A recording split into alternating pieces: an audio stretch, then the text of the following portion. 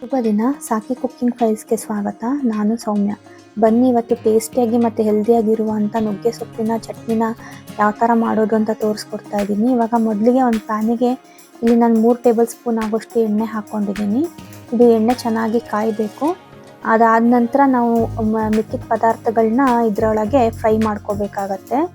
ಈಗ ಎಣ್ಣೆ ಚೆನ್ನಾಗಿ ಕಾದಿದೆ. ಇವಾಗ ಇಲ್ಲಿ ನಾನು 3 ಟೇಬಲ್ ಸ್ಪೂನ್ ಆಗೋಷ್ಟು ಉದ್ದಿನಬೇಳೆ ತೊಗೊಂಡಿದ್ದೀನಿ. ಉದ್ದಿನಬೇಳೆನ ಚೆನ್ನಾಗಿ ಕೆಂಪು ಬಣ್ಣ ಬರೋ ತನಕ ನಾವು ಫ್ರೈ ಮಾಡ್ಕೋಬೇಕಾಗತ್ತೆ.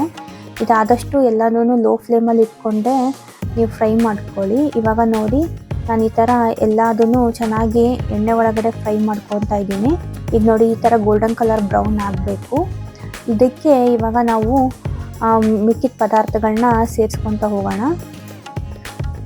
ಇವಾಗ ನೋಡಿ ಇದಕ್ಕೆ ನಾನು ಖಾರಕ್ಕೆ ತಕ್ಕಷ್ಟು ನಾನು ಇಲ್ಲಿ ಹಸಿಮೆಣಸಿನ್ಕಾಯಿ ಹಾಕಿದ್ದೀನಿ. ಇಲ್ಲಿ ನಾನು 5 ಮೆಣಸಿನ್ಕಾಯಿ ತೊಗೊಂಡಿದ್ದೀನಿ. ನಿಮಗೆ ನಿಮ್ಮ ಖಾರಕ್ಕೆ ಎಷ್ಟು ಬೇಕೋ ಟೇಸ್ಟಿಗೆ ಅನುಸಾರವಾಗಿ ನೀವು ಹಾಕ್ಕೊಳ್ಳಿ. ಇವಾಗ ನೋಡಿ ಇದನ್ನು ಕೂಡ ಚೆನ್ನಾಗಿ ಫ್ರೈ ಮಾಡ್ಕೋಬೇಕಾಗತ್ತೆ. ಇಲ್ಲಿ 2 ದೊಡ್ಡ ಈರುಳ್ಳಿನ ಸ್ಲೈಸರ್ ಮಾಡಿ ಹೆಚ್ಕೊಂಡು ಹಾಕ್ಕೊಂಡಿದ್ದೀನಿ ನಾನು.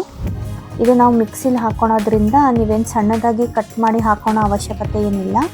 ಇದು ಕೂಡ ಚೆನ್ನಾಗಿ ಎಣ್ಣೆ ಒಳಗಡೆ ಫ್ರೈ ಆಗಬೇಕು. ಆದಷ್ಟು ಎಲ್ಲ ನೀರಿನ ಅಂಶ ಎಲ್ಲ ಹೋಗಬೇಕು, ಅಲ್ಲಿ ತನಕ ನೀವು ಫ್ರೈ ಮಾಡ್ಕೊಳ್ಳಿ. ಇಲ್ಲಿ ಒಂದು 5 ಎಸಳು ಬೆಳ್ಳುಳ್ಳಿ ಮತ್ತು 1 ಇಂಚಷ್ಟು ಶುಂಠಿ ಹಾಕ್ಕೊಂಡಿದ್ದೀನಿ. ಇದು ಕೂಡ ಚೆನ್ನಾಗಿ ಉದ್ದಿನಬೇಳೆ, ಈರುಳ್ಳಿ, ಮೆಣಸಿನ್ಕಾಯಿ ಜೊತೆಗೆ ಚೆನ್ನಾಗಿ ಫ್ರೈ ಆಗಬೇಕು.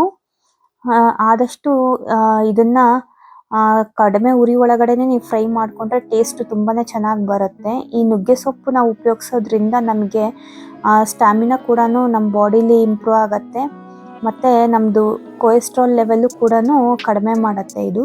ಇವಾಗ ನೋಡಿ ಇಲ್ಲಿ ನಾನು ಫ್ರೆಶ್ ಆಗಿ ಒಂದು ಅರ್ಧ ಕಪ್ ಕಾಯಿನ ಚೆನ್ನಾಗಿ ತುರ್ಕೊಂಬಿಟ್ಟು ಹಾಕ್ಕೊಂಡಿದ್ದೀನಿ. ಈಗ ಆದಷ್ಟು ನೀವು ಒಣ ಕೊಬ್ಬರಿನ ಸೇರ್ಸೋಕ್ಕೆ ಹೋಗಬೇಡಿ, ಫ್ರೆಶ್ ಕಾಯಿನ ತುರಿದ್ಬಿಟ್ಟು ಹಾಕ್ಕೊಳ್ಳಿ. ಇಲ್ಲಿ ನಾನು ಸಣ್ಣ ನೆಲ್ಲಿಕಾಯಿ ಗಾತ್ರದಷ್ಟು ಹುಣಸೆ ಹಣ್ಣನ್ನು ಹಾಕ್ಕೊಂಡಿದ್ದೀನಿ ಮತ್ತು ಕೊತ್ತಂಬರಿ ಸೊಪ್ಪು ಸ್ವಲ್ಪ ಹಾಕ್ಕೊಂಡಿದ್ದೀನಿ. ಇವಾಗ ರುಚಿಗೆ ತಕ್ಕಷ್ಟು ಉಪ್ಪು. ಇದಿಷ್ಟನ್ನು ಚೆನ್ನಾಗಿ ನಾವು ಫ್ರೈ ಮಾಡ್ಕೋಬೇಕಾಗತ್ತೆ. ಈ ನುಗ್ಗೆ ಸೊಪ್ಪು ಕೂಡ ಅಷ್ಟೇ ತುಂಬಾ ಆರೋಗ್ಯಕ್ಕೆ ಒಳ್ಳೆಯದು. ಇವಾಗ ನೋಡಿ ಈಗ ನುಗ್ಗೆ ಸೊಪ್ಪನ್ನ ನಾನು ಇಲ್ಲಿ 2 ಬಟ್ಲಷ್ಟು ನುಗ್ಗೆ ಸೊಪ್ಪು ತೊಗೊಂಡಿದ್ದೀನಿ.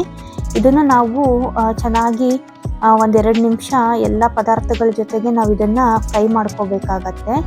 ಇದು ಮಕ್ಕಳಿಗೆ ನಾವು ನುಗ್ಗೆ ಸೊಪ್ಪು ತಿನ್ನಲ್ಲ ಅನ್ನೋರಿಗೆ ಈ ಥರ ಮಾಡಿಬಿಟ್ಟು ತಿನ್ನಿಸಿದ್ರೆ ಅವರಿಗೆ ಬೋನ್ ಡೆವಲಪ್ಮೆಂಟ್ ಕೂಡ ಚೆನ್ನಾಗಾಗತ್ತೆ ಮತ್ತು ಅವ್ರದ್ದು ಕಣ್ಣಿನ ದೃಷ್ಟಿ ಕೂಡ ತುಂಬಾ ಇಂಪ್ರೂವ್ ಆಗುತ್ತೆ. ಇವಾಗ ನೋಡಿ ಇದು ಈಗ ನಾನು ಮಿಕ್ಸಿಗೆ ಹಾಕ್ಕೊಂಬಿಟ್ಟು ಇದನ್ನು ನಾನು ಚಟ್ನಿ ತಯಾರು ಮಾಡ್ಕೊತೀನಿ. ಇದಕ್ಕೆ 1/4 ಕಪ್ ಆಗೋಷ್ಟು ನಾನು ನೀರು ಸೇರಿಸ್ಕೊಂಬಿಟ್ಟು ಇದನ್ನು ತರತರಿಯಾಗಿ ರುಬ್ಕೊತೀನಿ.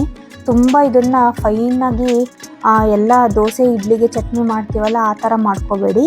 ಈ ಥರ ನಾನು ಮಾಡಿದ್ದೀನಲ್ಲ ಆ ಥರ ನೀವು ಮಾಡಿಕೊಂಡ್ರೆ ತುಂಬಾ ಚೆನ್ನಾಗಿ ಟೇಸ್ಟಾಗಿ ಬರುತ್ತೆ ಅನ್ನ ಜೊತೆಗೆ ನೀವು ಊಟ ಮಾಡಬೇಕಾದ್ರೆ.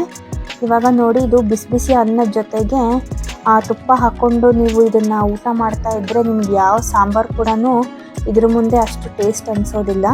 ಇವಾಗ ನೋಡಿ ಈಗ ನಾನು ಮಾಡಿದ್ನೆಲ್ಲ ಚಟ್ನಿನ ಈ ಥರ ನೀವು ಮನೇಲಿ ಒಮ್ಮೆ ಟ್ರೈ ಮಾಡಿ ಯಾವ ಥರ ಬಂತು ಅಂತ ಕಮೆಂಟ್ ಮುಖಾಂತರ ತಿಳಿಸಿ. ನಮ್ಮ ವಿಡಿಯೋನ ಮೊದಲು ಬಾರಿಗೆ ನೋಡ್ತಾ ಇದ್ದರೆ ಸಬ್ಸ್ಕ್ರೈಬ್ ಮಾಡ್ಕೊಳ್ಳಿ, ನಿಮ್ಮ ಫ್ಯಾಮಿಲಿ ಫ್ರೆಂಡ್ಸ್ ಜೊತೆಗೆ ಶೇರ್ ಮಾಡಿ. ಧನ್ಯವಾದಗಳು.